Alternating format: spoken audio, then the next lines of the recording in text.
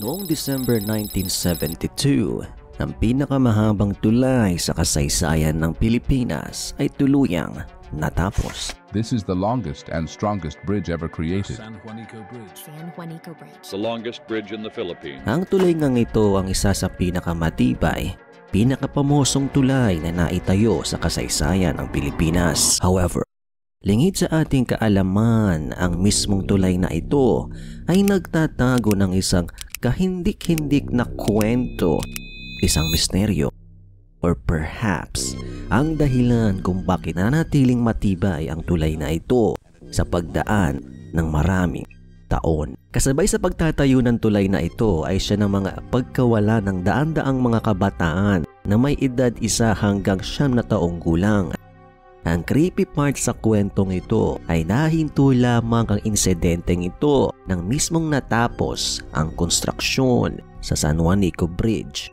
Dahil dito ay nabuo ang isang nakakilabot na urban legend. Hindi lang ito isang ordinaryong kwentong bayan dahil kumokonekta ito sa ilang makapangyarihang mga individual sa ating lipunan at yan ang ating aalamin in today's episode. Let's start the video. Ang San Juanico Bridge ay ang isa sa pinakamahabang tulay sa kasaysayan.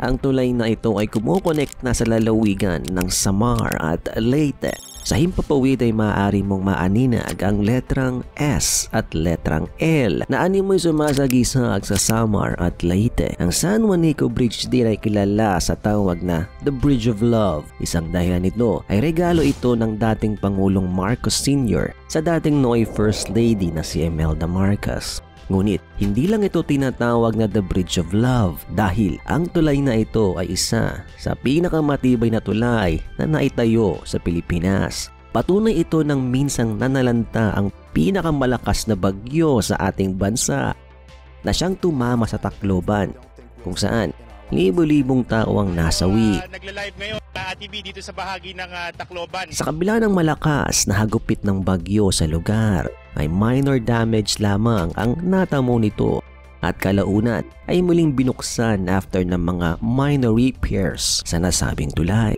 Ang tulay na ito ay isang totoong sumisimbolo ng katatagan ng mga Pilipino.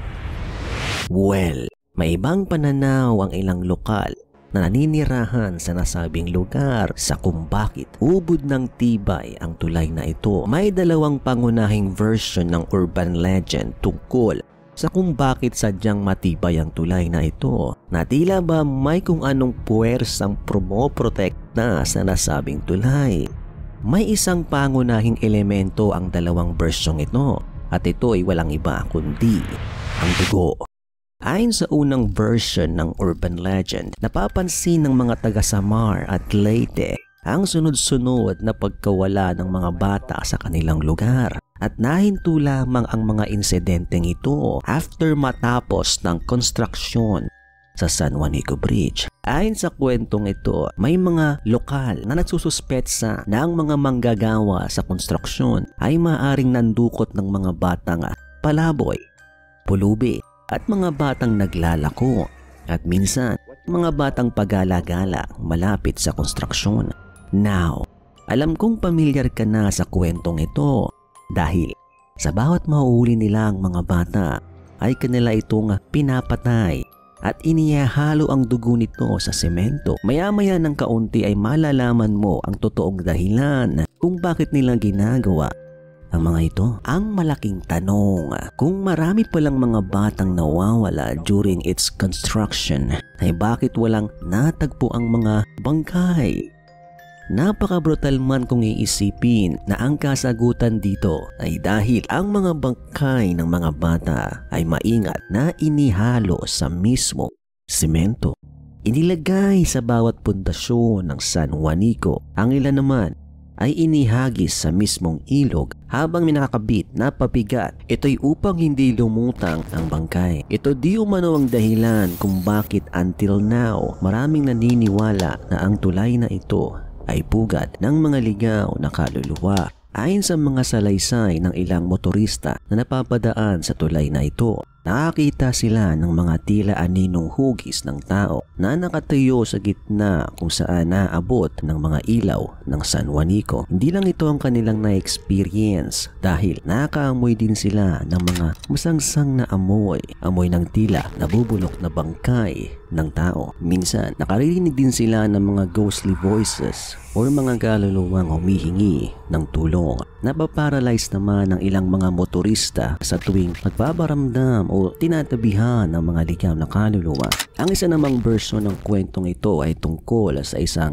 misteryosong babae na siya namang nangangasiwa ng mismong konstruksyon ng San Juanico Bridge. Ayon sa teoryang ito, humingi umano ang babaeng ito ng tulong sa isang espiritista, isang fortune teller o isang shaman upang makumpleto ang konstruksyon ng San Juanico. Ngunit habang sinasalaysay ng espiritistang ito ang kanyang payo sa babae, ay bigla itong nagsiwalat ng isang cryptic message. Hindi matatapos ang paggawa ng tulay kung hindi siya magbibigay ng alay sa mga engkantong naninirahan sa lugar kung saan ginagawa ang konstruksyon. Agad naman itong sinunod ng babae, ngunit ito siya nagkakamali dahil imbes na pasalamatan siya dahil sa mga inihagis nilang mga bangkay ng mga bata sa ilog, ay siya namang pagkamuhi ng mismong diwata, isang mythical nature spirit na naninirahan sa mismong ilog, at dahil nga dito ay sinumpa ang babae.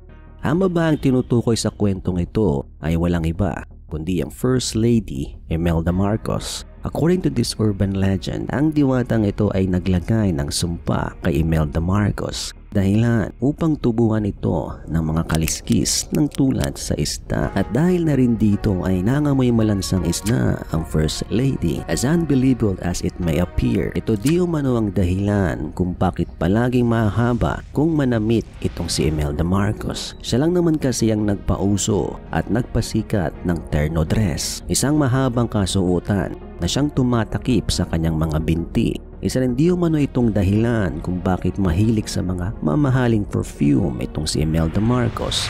Well, lahat ng ito ay isa lamang urban legend, mga gawa-gawang kwento tungkol sa kung paano naging matibay ang tulay na ito. Hindi rin totoo ang sinasabing kaliskis sa binti ng First Lady dahil hindi naman sa lahat ng pagkakataon ay nagsusuot ito ng terno dress. Sadyang ito lang ang tradisyon na kasuotan ng mga Pilipina noong paman, at noon paman ay talagang mahilig na sa mga mamahaling pabango ang dating First Lady. Kung ang mga kwentong ito ay gawa-gawa lamang ng mga taong may galit sa pamilyang Marcos, ang malaking tanong, saan nga ba nanggaling ang sinasabing blood ritual? At bakit nila kapanipaniwala ang urban legend na ito dito sa bansang Pilipinas? Ang paggamit ng dugo sa konstruksyon ay isang sinaunang paniniwala ng mga Pilipino. Ito ay kilala sa tawag na padugo o ritual na pagbubuhos ng dugo. In this tradition, ang dugo ng isang hayop na isinasakripisyo, kadalasang manok o baboy, ay siyang ipinapatak sa lugar ng konstruksyon o sa pundasyon nito. Ginagawa ito upang magbigay galang sa mga espiritu na naninirahan sa lugar. Ito rin ay upang maiwasan ang anumang aksidente sa panahon ng konstruksyon at maprotektahan ang mga taong maninirahan sa tahanan.